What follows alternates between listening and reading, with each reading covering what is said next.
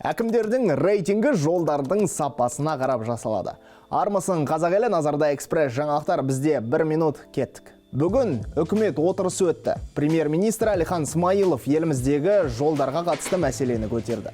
Қазақстан әлемде жол сапасы бойынша 93-ші орында екен. Әкімдер өңірдегі жол сапасына тікелей жауапты, дейді премьер-министр.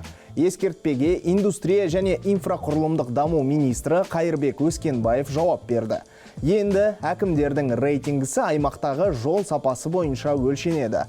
Талқыланып жатқан жаңа заң жобасы бойынша өңірдегі жөнделген жолдардың әр шақырымы үшін баға беріледі. Айтпақша, Қайырбек Өскенбаев жайлы. Дәл осы министр бұған дейін сапасыз жол салғандарды әкімшілік қылмыстық жауапкершілікке тарту керектігін айтқан еді. Құрметті әкім мырзалар, жолдың сапасына назар аударатын уақыт келді.